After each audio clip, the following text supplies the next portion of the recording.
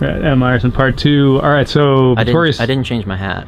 did not literally change your hat, but different hat. Figuratively. Series president hat. All right, Vittoria series president. So this is a big year. Oh, it was like a change of sponsor. So Vittoria, first year of Vittoria series, and it had another race. We had Supercross, which I mean, the past Verge had a lot of races. There was down east. There was. I mean, there was a time where Vermont. we had 6 weekends or 8 weekends. We used to have a lot of UCI races in New England, and as races started to die off, and then like a race like KMC when it was in Providence had sort of slightly different goals. We just through attrition got down to just 3 weekends, and so Verge was ready to do something different.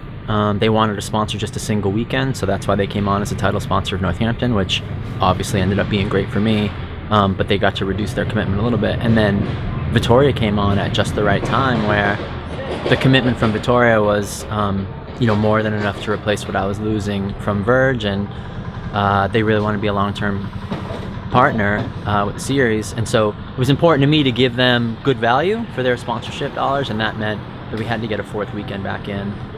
So it may seem a little strange to make the New England series the Northeast series, but fortunately those initials match up and didn't require a lot of branding change. And Miles has been putting on his race for 15, 16, 17 years. It's not like it's a new race, so we knew what we were getting into there, and he put on a great event. New venue was a great event. So all in all, it was a super successful year. I really couldn't be happier with it. All right, talk about some of the players in the series. What was there anything like remarkable, surprising, shocking to you as far as way people are riding? Yeah, Curtis won 7 out of 8 rounds. That's unprecedented. And you think about the people, go back and look at who's won the series over the years, like Tim, Jeremy. It's quite legendary if you go back. So to be in that category, first of all, to win the series, I won the series once. I just forget about that every now and then, that I won in 2010, which was a huge honor for me. That was a career goal, But Curtis is he is already a talented rider. He didn't need the series to prove that to anybody. But I think, he got to stay home and focus on school this fall and still have high-level races. If you live in Belgium, you don't get on planes to go to bike races. And that's always what we've been trying to provide to the elite riders with the Vittoria series is, national level competition that you don't have to travel nationally for. So to see Curtis and Emma as well, we, like I said in the interview, we love seeing Ellen and Emma battling for wins. Ellen's resting this weekend.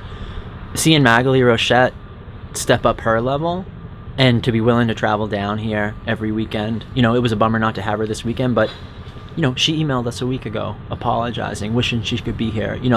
Pure class. Appreciative of the races.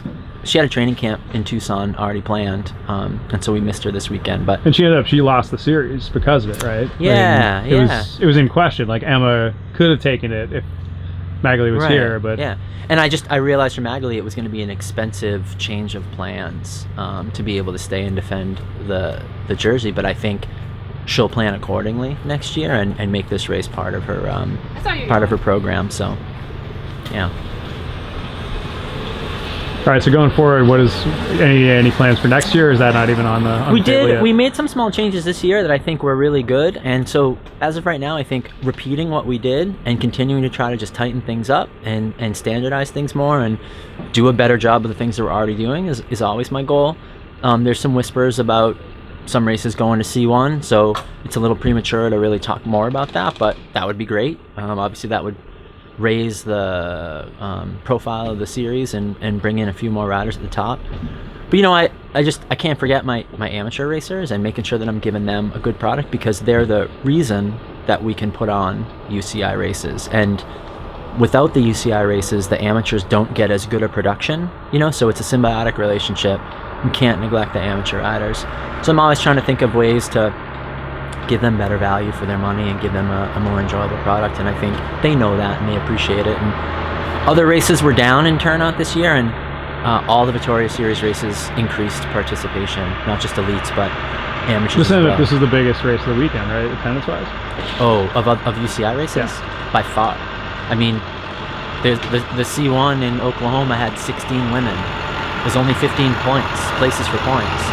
So I feel bad for the Oklahoma organizer. That's not a criticism of the organizer, but it just shows you that if you don't have a strong local scene to start with, it's a very expensive endeavor to pour money into a professional race and then not really get the professional turnout.